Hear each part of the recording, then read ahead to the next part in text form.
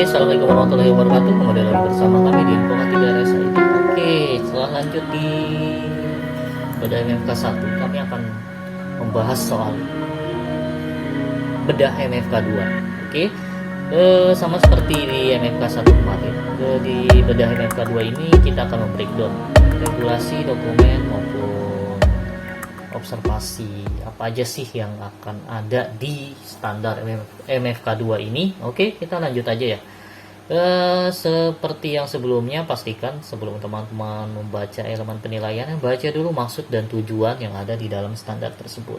Di MFK 2 disebutkan rumah sakit menetapkan penanggung jawab yang kompeten untuk mengawasi penerapan manajemen fasilitas dan keselamatan di rumah sakit. Oke, di sini sudah jelas ya, menetapkan penanggung jawab, berarti ini bicara soal orang. Oke.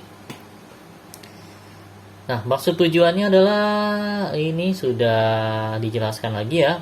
Penanggung jawab MFK itu dapat berbentuk unit, tim, maupun komite sesuai dengan kondisi dan kompleksitas rumah sakit.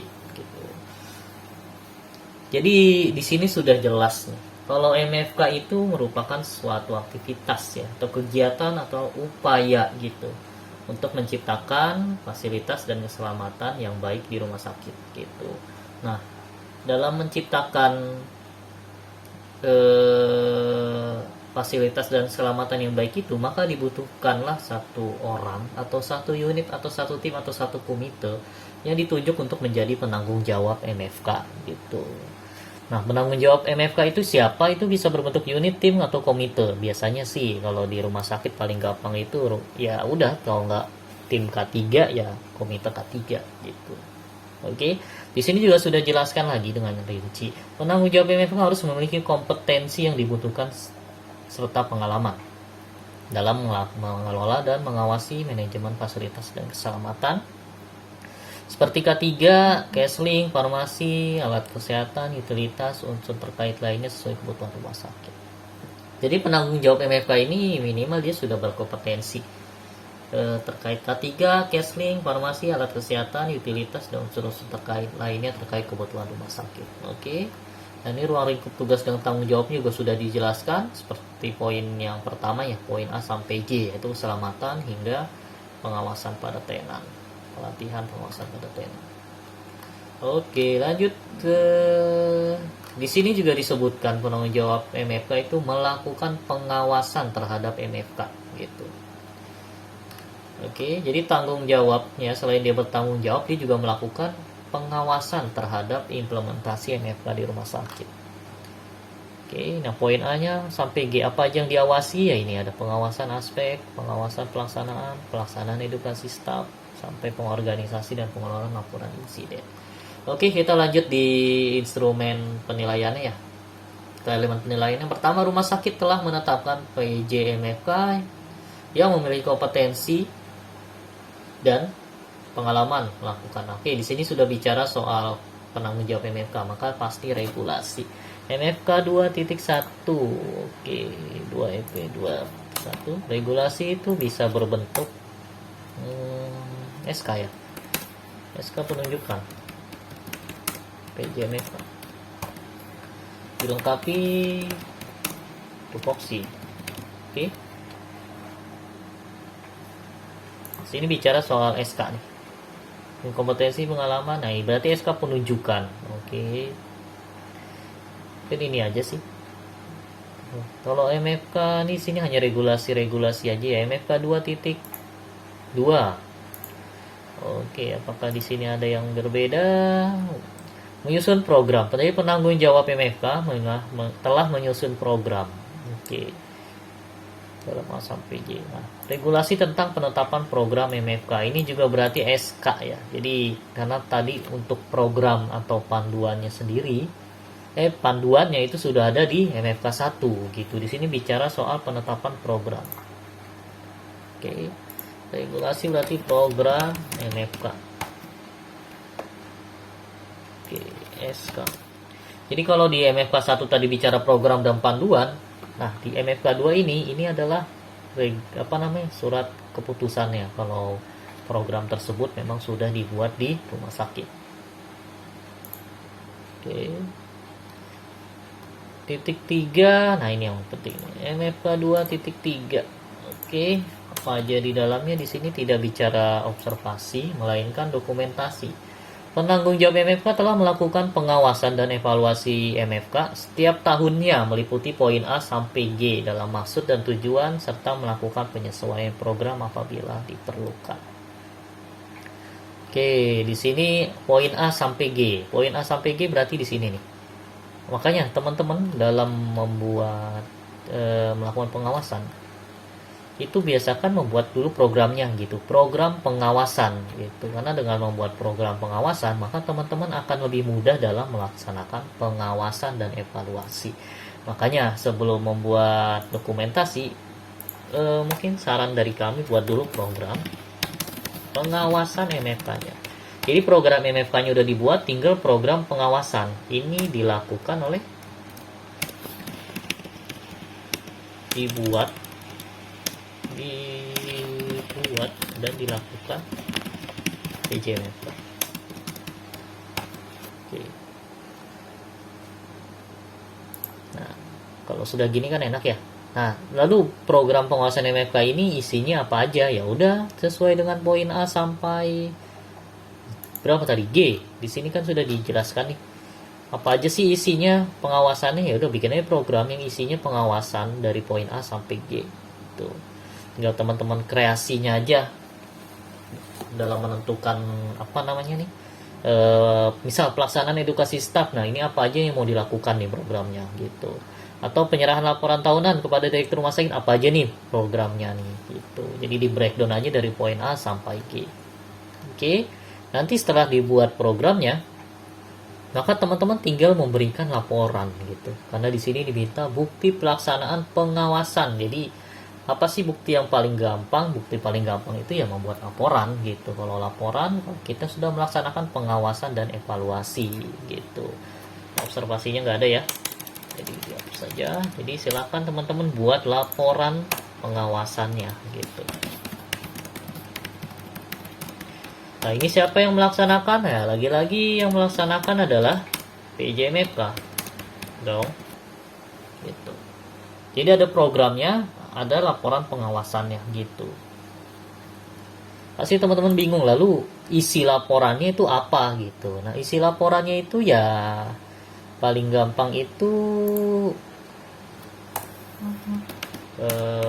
soal programnya gitu. Jadi kalau saya nggak tahu sih, biasanya tiap rumah sakit ini punya format yang beda-beda ya. Jadi kalau dalam format kami biasanya itu isi laporan tuh ada 5 poin utama ya: pendahuluan, ketenagaan, lalu ketenagaan, terus kinerjanya, lalu yang keempat itu hak insiden ya, insiden kayaknya, insiden, hasil pengukuran atau pemeriksaan. Ini yang terakhir baru penutup gitu. Biasanya ini kalau isi laporan kami tuh berisi 6 poin ini. Kadang nih ada tambahannya itu indikator mutu gitu. Jadi poin setelah kinerja, indikator mutu ini juga bisa dimasukkan. Nah, ini ada laporan. Ini format laporan versi kami itu seperti ini. Ada pendahuluan, ketenagaan. Ketenagaan ini unit atau timnya ya. Lalu kinerjanya, indikator mutu, insiden, hasil pengukuran atau pemeriksaan, penutup. Nah, lalu setelah tadi teman-teman buat program, nah itu tinggal teman-teman masukkan poin-poin programnya atau poin-poin kegiatannya itu ke dalam kinerja gitu. Misal tadi sudah disebutkan soal melakukan edukasi. Edukasi itu di sini bicara soal edukasi. Jadi si PJMFK melakukan punya program edukasi terkait apa ya? Spill kit mungkin ya. PJMFK melakukan edukasi terkait spill kit gitu. Nah, edukasi ini dijalankan atau tidak gitu. Misalnya dia direncanakan berjalan di bulan Agustus, di bulan Juli, ternyata dalam 1 bulan tersebut spill kit itu tidak dilaksanakan. Ya udah, kinerjanya berarti tidak terlaksana gitu. Tapi format secara umum, format kami itu seperti ini. Oke. Lanjut ya. Makanya, nah ini setelah teman-teman punya bukti pelaksanaan, nah di dalam laporan ini ya pasti akan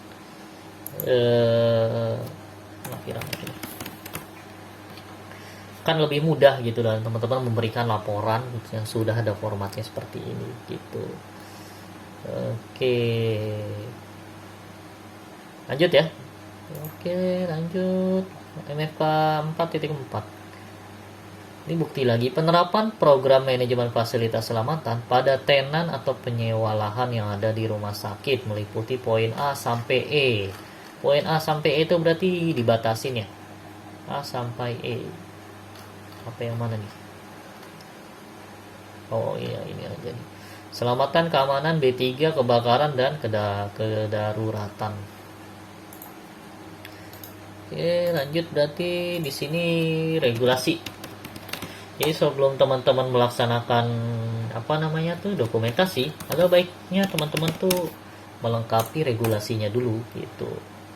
Kenapa? Jangan sampai teman-teman melaksanakan kegiatan yang tidak ada dasar hukumnya atau tidak ada dasar regulasinya. Itu pasti akan bernilai jelek di depan surveyor. Jadi regulasinya apa sih? Kalau teman-teman lihat di standar tadi sudah jelas dia bilang kalau penerapan program MFK ini juga berlaku pada tenan dan penyewa lahan. Gitu. Makanya teman-teman ada baiknya karena di sini spesifik di poin A sampai E. Dan ini berbeda dengan poin-poin atas ya, A sampai J ini, karena tenan hanya mematuhi poin A sampai E. Maka teman-teman buat dulu regulasinya. Regulasinya itu apa sih? Panduan lah pasti. Panduan MFK untuk tenan. Simpelnya seperti itu. Buat regulasinya ini, panduan MFK untuk tenan. Yang kedua, lalu di sini kan diminta buktinya, bukti pelaksanaan penerapan pada MFK. Berarti di sini lagi-lagi bentuknya buktinya itu laporan pengawasan penerapan MFK. Oke. Nah, sebelum kita membuat laporan pengawasan, maka teman-teman wajib bikin tools untuk melaksanakan pengawasan tersebut ya. Paling gampang bikin form auditnya atau inspeksinya gitu. Gimana? Kalau teman-teman membuat form atau inspeksi, biasakan buat juga SPO-nya gitu.